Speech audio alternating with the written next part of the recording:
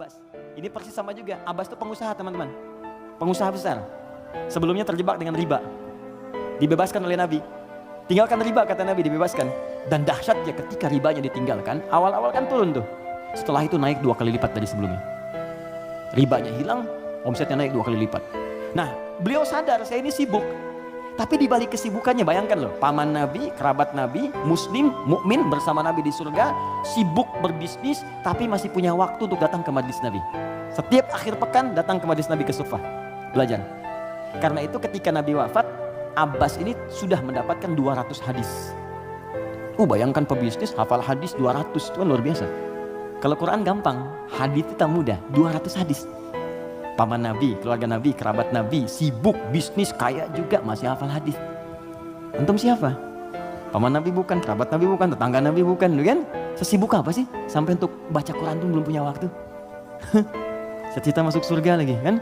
Nah, ini beliau sadar, saya ini sibuk nih, berdagang. Maka harus ada yang mewarisi ilmu anak saya. Maka anak itu dipetakan. Teman-teman begitulah, cucunya atau anaknya, ayo disiapkan. Ini anak pertama Qurannya, anak kedua hadisnya. Gak apa-apa, kalaupun kelak jadi arsitek, arsitek yang hafal Quran. Oke?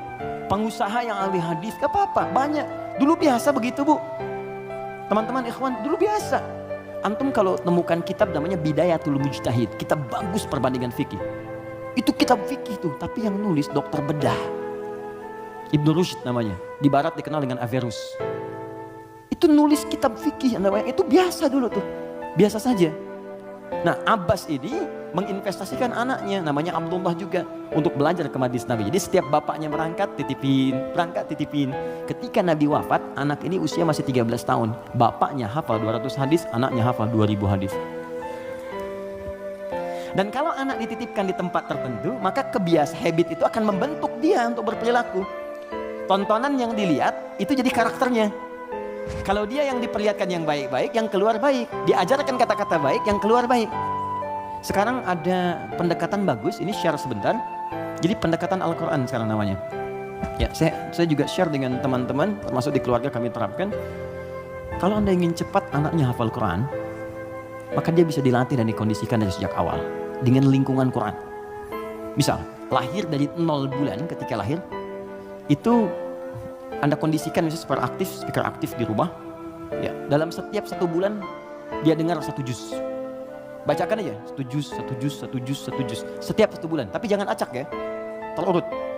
Misal bulan pertama juz 1, bulan kedua juz 2, pindah terus. Sampai bulan ke-30, usia dia 30 bulan, dia sudah mendengar 30 juz.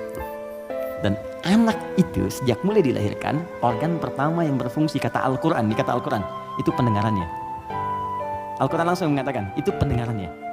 Jadi ketika dia 30 bulan, dia sudah mendengar 30 juz. Itu sepakat dan sudah melalui research di sini, dia hanya butuh 6 bulan untuk menjadi penghafal Quran yang sempurna. Di usia 3 tahun, sudah hafal Quran 30 juz. Ini yang diterapkan orang tuanya Fajar. Beliau pengen bacakan sendiri, begitu dikasih ASI, bacain 1 juz. Begitu usia 3 tahun, kalimat pertama yang keluar di lisannya adalah ayat-ayat Quran. Dipanggil Ustadz mengecek, ternyata Allahu Akbar, 4 tahun sudah 30 juz. Terakhir kami ketemu sedang menghafal tafsir. Dan divonis lumpuh otak. Anda bayangkan, lumpuh otak hafal Quran 30 juz. Dan di mana Anda pada saat ini?